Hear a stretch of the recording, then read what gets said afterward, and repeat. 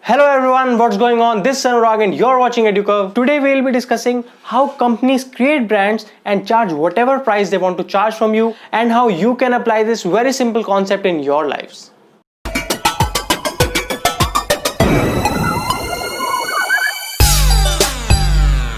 Just have a look at this conversation between Bob and Lisa. Pineapple used to be a status symbol back in the 18th century. This is because it was a rare fruit. It was even viewed as a symbol of wealth. But status symbols are still there, even in the 21st century. But how?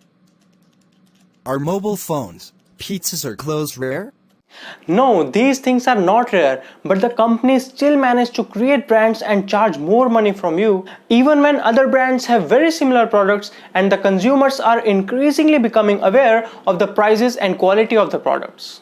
Is there a formula, or the consumers do let them create brands because of their behavioral issues? Let's take in. When you go to the restaurants and look at the menu, do you compare things across categories? For example, have you ever looked at the menu and said, "My goodness, for the difference in price between these two dishes, I can get a few pairs of socks or a back cover of my phone"?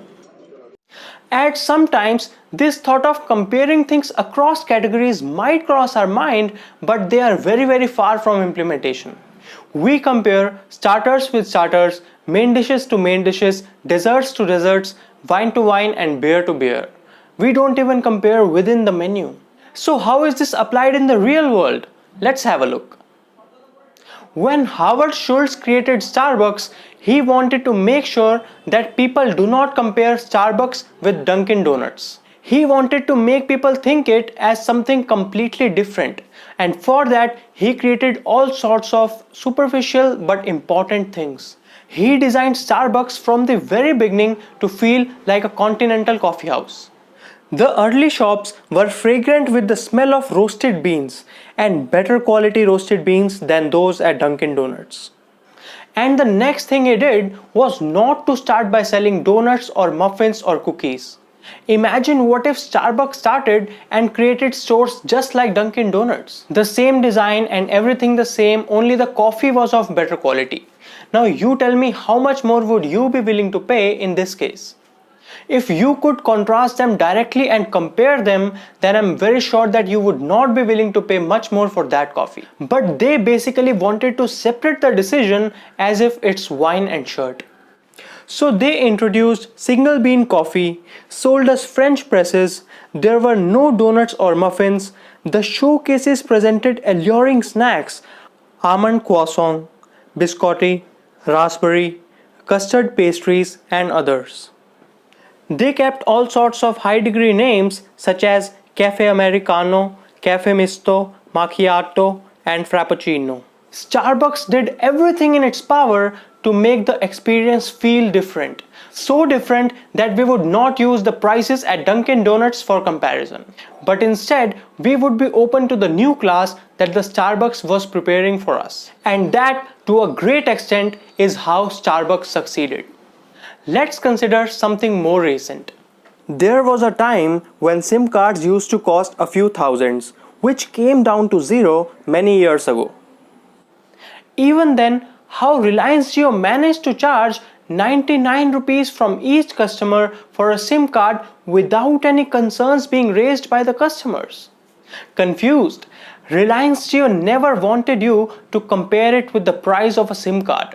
So it introduced Jio Prime membership as one-time fees and superficially created some benefits and plans separately for its Prime customers. It never intended to sell those other plans without membership. It made obvious sense for people to go for the Prime membership, exactly which Jio wanted. In a cinema hall, they cannot charge alternate seats differently. The consumer will just not like it. But they can change the seat material of the last row, that is, make it slightly cushiony, call it premium seats, and then charge as much as they can for that row. That means you have to distinguish the product in the minds of the consumers. Such a discussion has to have something about Apple. Okay, so although Apple did not deliberately create its brand this way, but our thought process works the same way in that case as well. We never compare MI with Apple by placing their features side by side. And imagine if Apple changes to Android. By doing this, it will remove a layer by which it is compared with other smartphones, and this will certainly impact its sales. We are always looking at things around us in relation to others.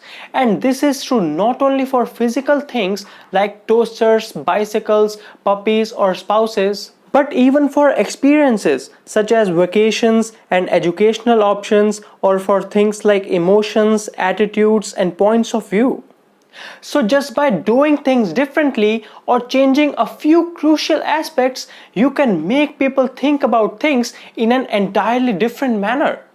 So when you think of ideas, you might think that you need to do something new or different. But at times, it's not that difficult. You can create a perception of something new just by introducing a few changes. And if we take the consumer's perspective, then although it's difficult to compare things across categories because of our habits or our limited time, but while making big decisions like buying a car or maybe anything that's expensive, maybe we should ask ourselves, what am I losing out by buying this? Again, I am repeating, just ask this simple question. What am I losing out by buying this? I hope this helps. Thanks for watching, and never forget to take others' perspective.